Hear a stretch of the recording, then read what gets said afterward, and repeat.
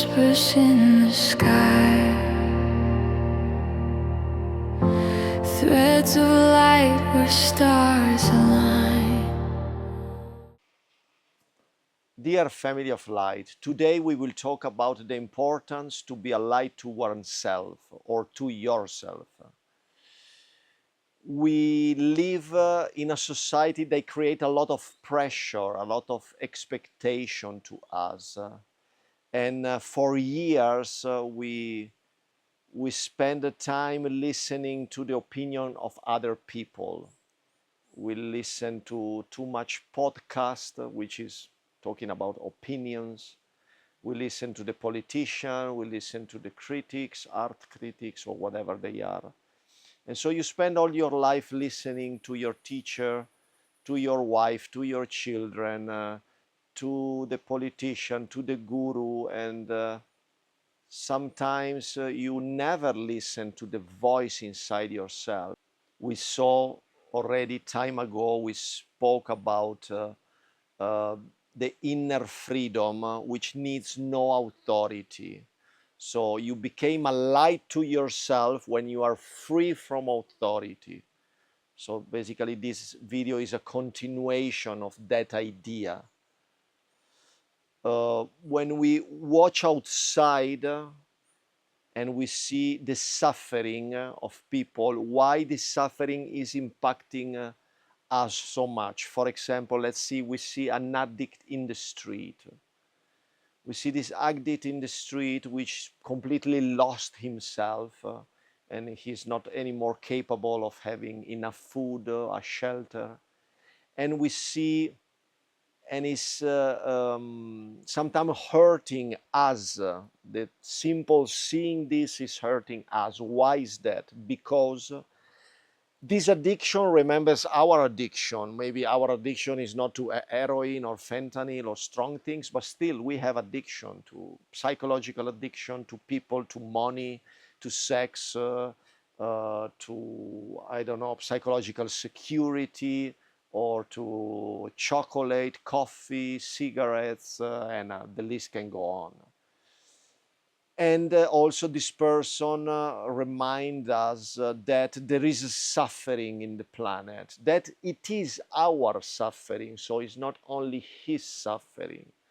And this is the concept of compassion. So to be compassionate means that it's not that you don't see the suffering of other person, but you recognize his suffering as your suffering. Then you can decide if you want to help this person, if this person needs your help, first of all, and we can decide to help or not to help, depending on our availability and our energy, if we can really help this person or not. So the problem of other people suffering is only very big when we are not truly stable inside ourselves. And so somehow the only seeing this person in this very heavy situation cause an instability inside ourselves.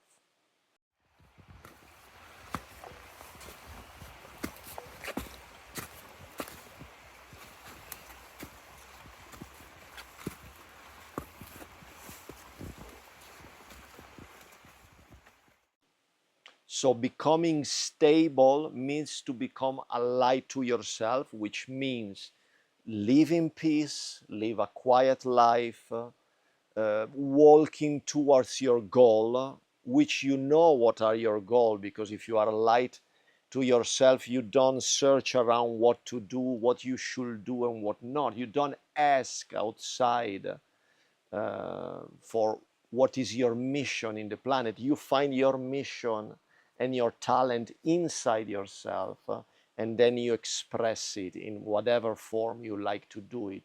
You don't need to be famous, you don't need to be a millionaire, you just need to be in peace with what you feel is your duty, your dharma in this lifetime.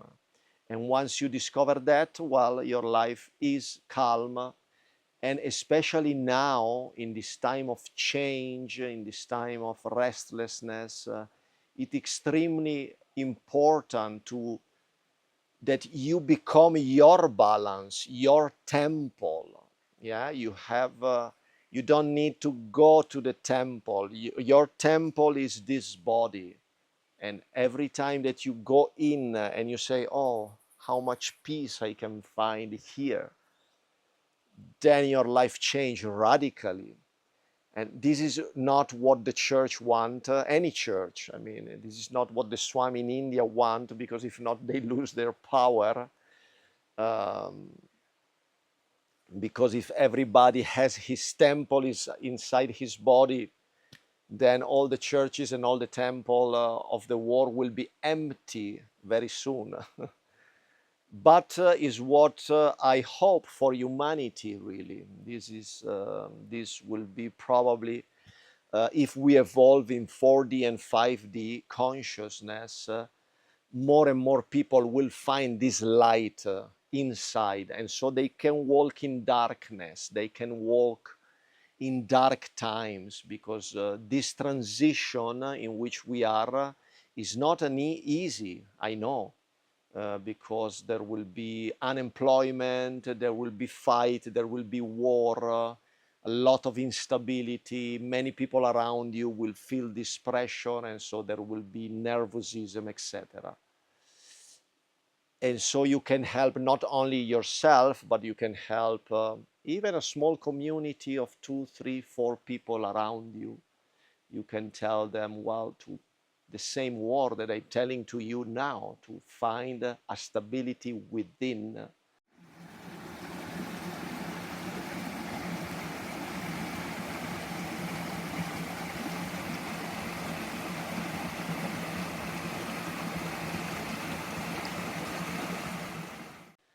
And find time. The problem that most of people build their life in a way that they don't have time.